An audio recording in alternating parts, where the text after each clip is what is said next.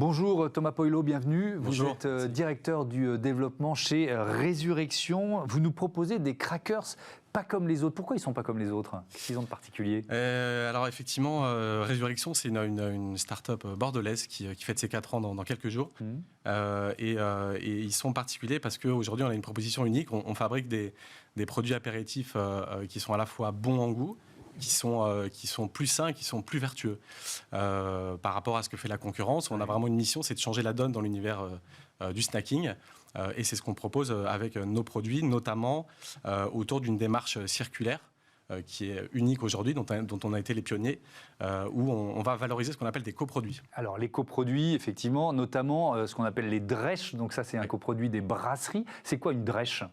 Alors la drèche, c'est le résidu en fait de l'orge, de la céréale qui a été utilisée initialement pour fabriquer de la bière.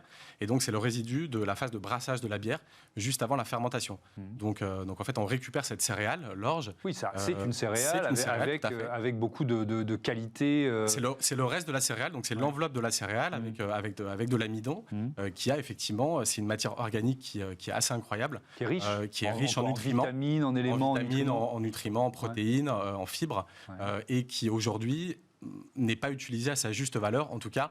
Donc c'est ce qu'on appelle la fameuse démarche d'upcycling, et c'est ce qu'on fait. C'est-à-dire que nous, on va venir récupérer cette matière, la collecter et la travailler pour l'utiliser, pour la transformer en fait d'un statut de déchet à un statut d'ingrédient comestible au même titre que ce qu'on utilise avec de la farine, des épices, etc. Oui, bien compris. Mais qu'est-ce qu'elles devenaient ces drèches? Elles étaient utilisées quand même pour l'alimentation animale? Alors, généralement, elles étaient utilisées comment? Tout à fait. Alors c'était soit jeté, soit pas utilisé, parce que c'est une des problématiques pour les grosses brasseries. Aujourd'hui, pour faire 1000 litres de bière, ça représente 300 kg de drèche. Donc il faut avoir aussi des débouchés pour pouvoir l'utiliser. Donc c'était soit jeté, soit utilisé en méthanisation, soit effectivement ça faisait le plaisir du bétail qui est à proximité des brasseries. Donc vous avez une matière première qui est quand même très importante, parce qu'il y a énormément de brasseries qui se sont ouvertes depuis une dizaine d'années en France. Tout à fait. C'est une vraie problématique. Encore une fois, on a été les premiers à faire ça. Aujourd'hui, c'est un peu une lame de fond, le sujet des coproduits, encore peu connu. Il y a beaucoup de pédagogie à faire autour de ça, et c'est pour ça que je suis ravi d'en parler aujourd'hui. Mais oui, c'est, comme je vous disais, 1000 litres de bière, c'est 300 kg de drèche. Donc il y a vraiment une volonté de trouver des débouchés, et de trouver des débouchés qui sont les plus intelligents possibles dans cette démarche. Alors concrètement, ça marche comment? Vous êtes basé en Nouvelle-Aquitaine, c'est ça? Tout à fait. Où ça précisément? On est à Bordeaux, juste à côté de Bordeaux. Juste à côté de Bordeaux. Donc vous allez chercher quoi? Des brasseries qui sont prioritairement basées en Nouvelle-Aquitaine également? Comment vous fonctionnez? Aujourd'hui, un élément important de notre impact, on est en 100% bio, on est aussi à plus de 75% d'ingrédients d'origine locale. Donc effectivement, on essaie d'aller chercher des ingrédients qui sont le plus près de là où on fabrique, de notre atelier de production. Et donc pour les brasseurs, c'est des brasseurs artisanaux bio qui sont à proximité de notre atelier de production, puisqu'on va récupérer, en l'occurrence pour la drèche, qui est un de nos coproduits, on va parler des autres après, on va les récupérer directement chez eux. Donc il y a toute une logistique aussi qu'on met en place. Mais oui, bien évidemment, c'est le plus local possible. Est-ce que ce marché, donc vous nous l'avez dit, vous étiez pionnier, mais est-ce qu'aujourd'hui c'est un marché qui devient concurrentiel? C'est-à-dire, est-ce que le cours de la drèche augmente?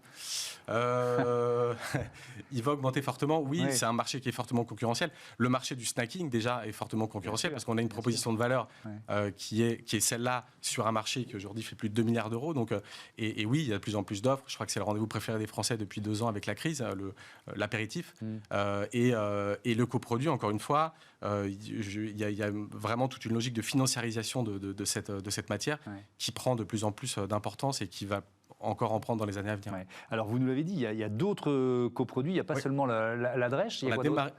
On a démarré avec de la drèche. Aujourd'hui, en fait, on a une innovation à double entrée, puisqu'on innove à la fois sur le coproduit, on a une équipe R&D qui est internalisée, et à la fois sur les produits finaux. C'est-à-dire qu'on réfléchit aussi à quel coproduit on va mettre pour quel usage final pour le consommateur.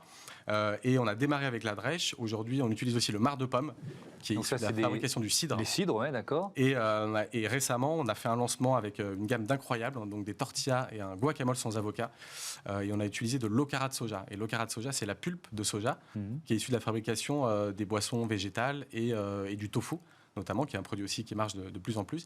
Et donc, globalement, ce qui est intéressant de voir dans les coproduits, c'est que toutes les productions qui passent de solide à liquide il nous reste de la pulpe, etc., qui aujourd'hui n'est pas valorisée. Donc c'est une masse absolument gigantesque et qui en plus n'a jamais été travaillée jusque-là parce qu'elle est très intéressante et il y a vraiment un boulevard à exploiter autour de ça.